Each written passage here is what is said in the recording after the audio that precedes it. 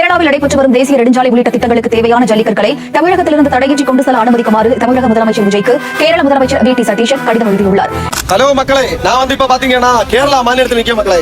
அதாவது என்ன விஷயம் அப்படின்னு பாத்தீங்கன்னா, இந்த கேரளா மாநிலத்துடைய முதல்வர் தமிழ்நாடு புதிய முதல்வர் திரு ஜோசப் விஜய் அவர்களுக்கு ஒரு கடிதத்தை அனுப்பியிருக்காங்க. அதாவது அந்த கடிதத்தில் என்ன குறிப்பிடப்பட்டிருக்கு அப்படின்னா, தமிழ்நாட்டில் உள்ள கனிம வளங்களை கேரளாவினுடைய பயன்பாட்டிற்கு தடை இல்லாமல் தருவதற்கு அன்பான ஒரு கடிதம். கேரளா முதல்வர் அவர்களே, உங்களுக்கு ஒரு சின்ன விஷயத்தை நான் சொல்ல கடமைப்பட்டிருக்கேன்.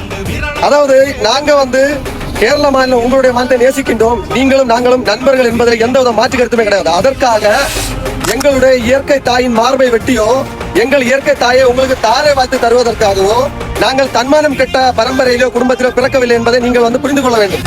உங்களுடைய மாநிலத்தில் இருக்கும் இயற்கை தாயை மார்பை வெட்டி நீங்கள் பயன்படுத்தலாம். அடுத்தவர்களுடைய தாயை விலைக்கு கேட்பது மிகவும் தவறாக நான் கருதுகிறேன்.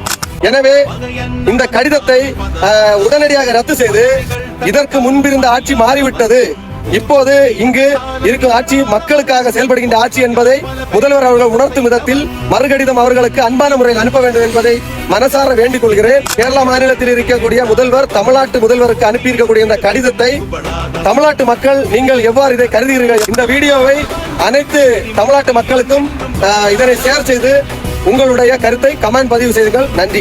இதை போல மறைவாக வாழ்ந்தவன் இன்றுதான் மத யானை போல் வருகிறார்.